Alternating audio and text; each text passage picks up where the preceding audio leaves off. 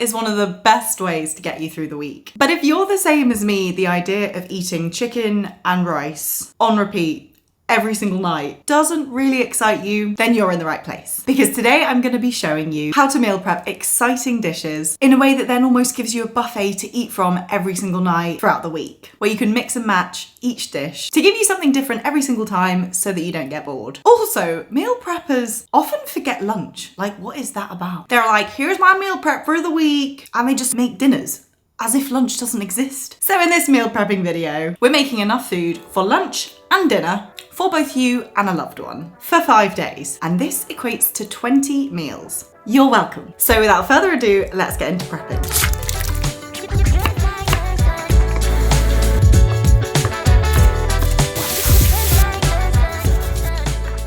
We're placing our dishes into 4 different categories: carbs, protein, veg, and sauces. We're cooking the carbs, protein, and veg in a very simple manner, focusing on the textures by varying up the cooking techniques rather than focusing on the flavors, because the flavor will be coming from our 4 incredible sauces. Now, meal prep is all about timing your cooking. So we're gonna begin by turning on the oven, very good start, and then preparing our carbs. First up, we've got coconut rice. I'm using plain white rice here, but feel free to use a brown rice or a multi-grain rice if you'd like. Now, you can totally cook the rice in water, but I love cooking it in coconut milk. And the coconut milk doesn't clash with any of our flavor profiles within the sauces. So it's just a great flavor booster without being exclusive to any kind of flavor profile. So begin by adding 2 cups of white rice into a saucepan with 400 milliliters of coconut milk and around 500 milliliters of water. Add on the lid and place on medium heat. And once the water is bubbling, reduce the heat to low and put on a timer for 10 minutes. Do not remove the lid, please.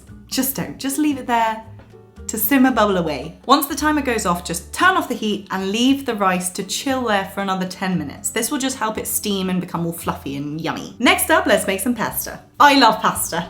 I don't know about you, but I just do. And I eat it at least twice a week. I feel like it's probably more like 4 if we're counting lunches. Maybe more, you know, it's just so good. I'm using fusilli for this meal prep occasion because it stores really well, it doesn't clump together, and it's easy to break apart for individual portions. Unlike a long pasta like spaghetti or linguine, and you guys know how I feel about penne, so let's just not even go there. So place around 400 grams of pasta into a saucepan with around 2 teaspoons of fine salt. This will season the pasta and make it taste really nice and sweet, which is weird because it's salt, but it kind of has the reverse effect. Cook according to packet instructions. It usually varies between like 8 to 10 minutes, but essentially you want it to be al dente.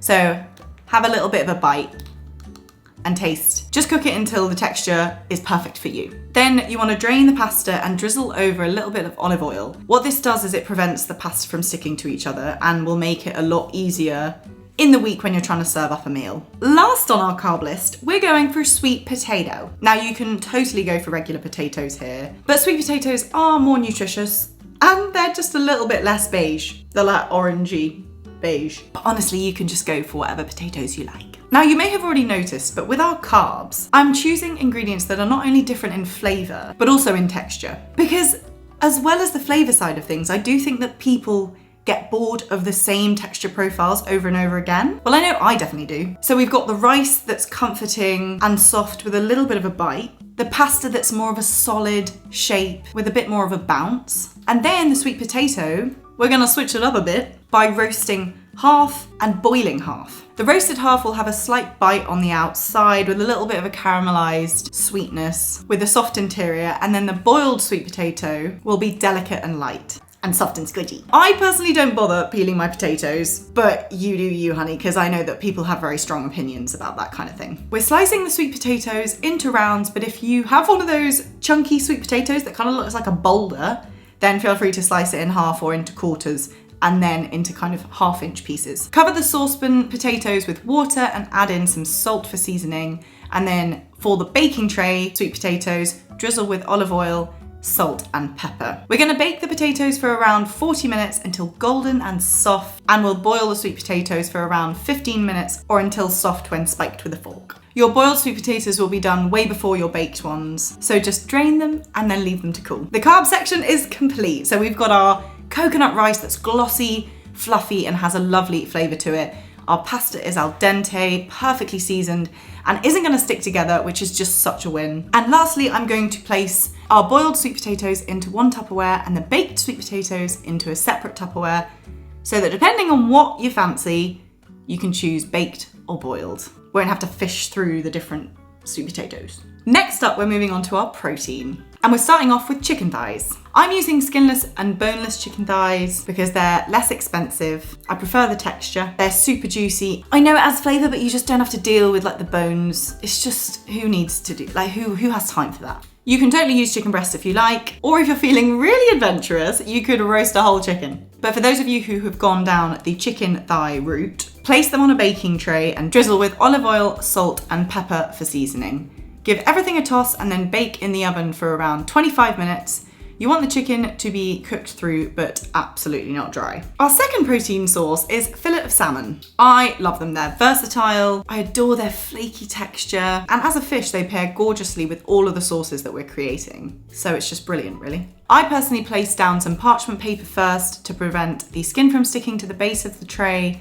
Then transfer the salmon to your parchment, skin down, side by side. Drizzle with olive oil and sprinkle with sea salt and pepper. We're now just going to bake them for 20 to 25 minutes. For a plant-based source of protein, we're going to prepare some extra firm tofu. I love tofu because it's like a flavor sponge and the texture is also so satisfying to eat. So similar to what we did with our sweet potato, we're going to boil half of it and roast half of it to give us a soft squidgy texture for one of them, and then a crispy on the outside, soft on the inside option for the other one. I'm using this tofu brand mainly because I love the texture and flavor of it, but it also has over 16 grams of protein per 100 grams, which actually isn't far off the salmon, which has around 20 grams of protein per 100 grams. So it's just a great plant-based alternative to get some protein into your diet. Okay, so let's chop up our tofu into chunky cubes.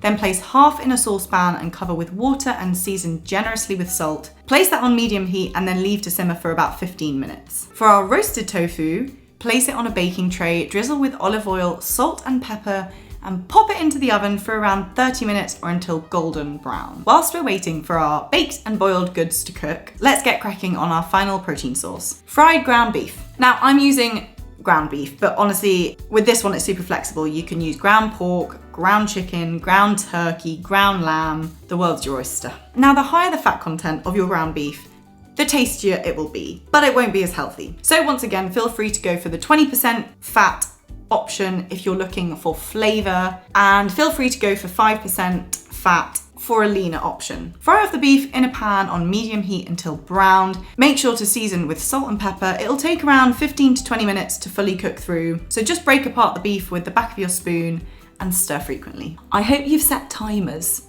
for all of these dishes, by the way. Let's just, yeah. So get your roast chicken thighs. There may be some chicken juices at the base of the pan. I just poured it into a mug and drank it because it's so good. But feel free to keep the juices for later on. You can use them in your sauces. So add the chicken thighs to your Tupperware and leave to cool. Your salmon should also be a gorgeous coral color by now. Remove the skin from the base of the salmon and place it into your container. I've placed a piece of parchment paper between the layers to prevent them from sticking or breaking apart. Now for the tofu, you've got your boiled squidgy version, which is bouncy and delicious, and then you've got your slightly crispy golden tofu that adds a bit of crunch and texture. Lastly, the ground beef gives you a completely different texture option to the other sources of protein, meaning that throughout the week, you'll have an array of options to choose from based on taste, texture, and the nutritional elements that they all provide you. I'm sure you've read about this because it's been increasing in popularity over the past couple of years. But apparently eating 20 plants a week is really good for your gut microbiome. And this includes spices, legumes, herbs, and vegetables. So within this vegetable section, we're gonna do something a little bit different. We're gonna create 2 dishes and we're gonna create a lot within those 2 dishes. First up, we've got our fried veggies. And in our veggies, we've got mushrooms, red and yellow peppers, onion and aubergine. There are plenty of other vegetables that you could add to this or swap out or substitute, from courgette to spinach to kale to broccoli to sweet corn. I mean, the list just goes on and on and on. Essentially, the more variety, the better. So once you've chopped up all of your ingredients, add some oil to a pan and fry off the onion.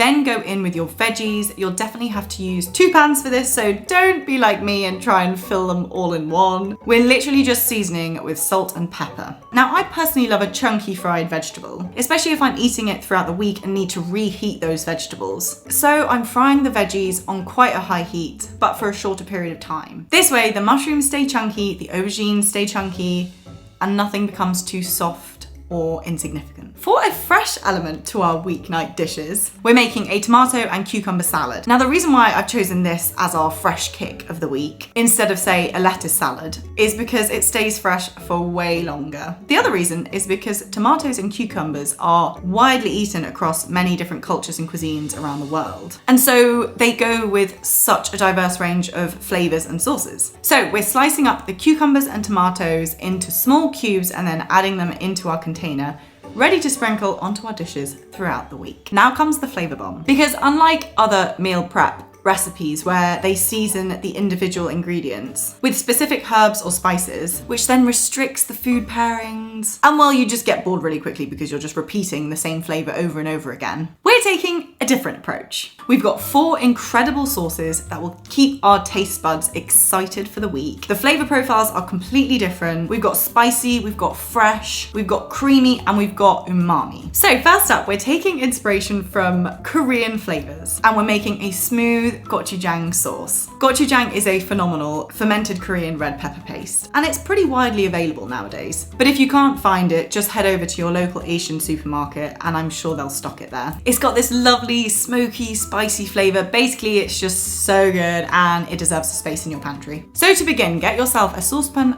and add in some vegetable oil, followed by some sliced spring onions, garlic and ginger. We'll fry that off for a few minutes until aromatic, and then we'll add in the gochujang, sugar, gochugaru flakes, which are Korean red pepper flakes, and just omit them if you don't have them because they're quite a specific flavor. Add in sesame oil and then a chicken stock cube with around 500 milliliters of water. We're preparing this sauce first before all the rest because we want to leave it to simmer and reduce while we cook all the other ones. The sauce should thicken up slightly, but it will still be more of a runnier sauce. Next, we're hopping over to Northern Africa for a harissa style sauce. Now, harissa is another spicy paste that is just stunning. I've got loads of recipes on my website that use harissa paste. So if you've got half a jar left and don't know what to do with it, then just hop on over to the website and have a little look. I'm using Balazu Rose harissa paste. It's fragrant, it's spicy, it's super delicious. But I have to tell you, I've tried quite a few supermarket owned branded harissa paste jars, and you guys, they're just not that great. The flavor is just not there. So I would recommend you try and visit a local specialized store that sells good quality harissa if you can't find this Balazu harissa paste in your local supermarket. So get yourself a saucepan and add in some vegetable oil, and we're gonna add in a sliced onion and fry that off for a few minutes until softened. Next up, we're adding in 1 teaspoon of ground cumin, 1 teaspoon of paprika, and 2 tablespoons of harissa. Now just be aware, because harissa, depending on what brand it is, has very different spice levels. So if yours is more of an authentic harissa paste, I guarantee it will be considerably spicier than a supermarket-based one, or like Balazu, for example. So if you're unaware of the spice level of your jar, then just start off by adding even a teaspoon, a tablespoon.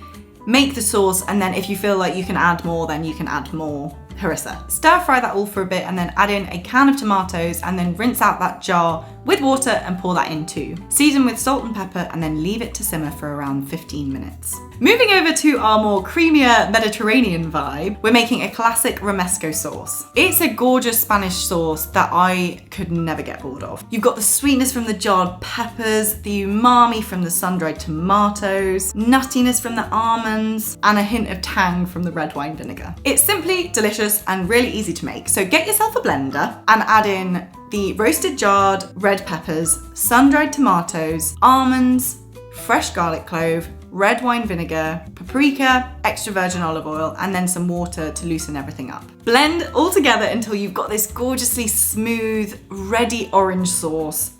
Make sure to taste it, and then you can season with salt and pepper according to your preferences. Now, one of my favorite sauces, or condiments, I'm actually not quite sure what you'd classify it as, because I feel like it could be both, that I have in my fridge nearly all the time is chimichurri. It's one of the most versatile sauces in the world because it just goes with everything. It's fresh, it's spicy, it's tangy, it's simply perfect. It's an Argentinian sauce, but it's consumed and made throughout many different countries in South America, and now it's become so popular that basically everyone eats it. It's just so good. And this is my personal recipe for it, so I hope you like it. We're gonna start off by finely chopping some flat leaf parsley. You could sub this out for coriander if you fancy too. We'll add that to our circular Tupperware and follow with finely sliced shallots, finely sliced red chilies, minced garlic, red wine vinegar, olive oil, a touch of sugar, and some dried oregano. I don't think that was in order of how I actually added them in the video, but you get the picture. You can make the sauce as thick or as runny as you like by adding more or less olive oil to the dish. Season with salt and pepper, and then give it a taste and adjust, once again, according to your preferences. Now with all of your sauces done, taste all of them, adjust based on how you like it. And I know it sounds silly because I've said this literally throughout this video. Season according to your preferences. But honestly, there's nothing worse than putting sauce on your plate and then realizing that it's lacking salt or pepper or sugar or a bit of acidity. So just trust me when I say taste and season according to your preferences, because you can thank me later. Transfer the gochujang sauce into your Tupperware. It will be more of a stock-based sauce rather than a thicker sauce. So just try not to splatter it everywhere. Like if you could transfer it using a funnel, that would be fantastic. Pour your harissa sauce into a container. It should be a lovely, viscous, tomato, chunky, spicy sauce. Gently transfer the romesco sauce into a container and make sure to label that. And lastly, we've got our chimichurri style sauce too, which provides us with that fresh, punchy kick to our meals. Ta-da! Our meal prep is complete.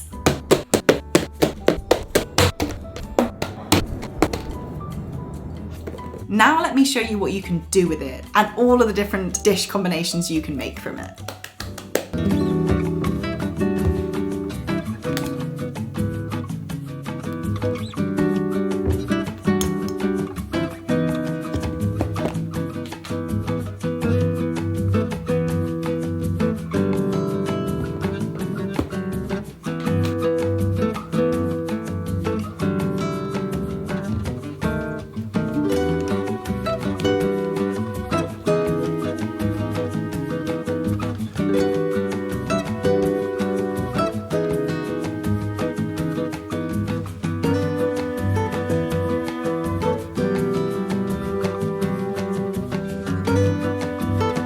Just come back from a run, and because of the glorious meal prep that we've made, don't have to make any dinner. Just gotta heat it up, make a gorgeous bowl, put in lots of bits and bobs, and voila. I'm so excited and I'm so hungry.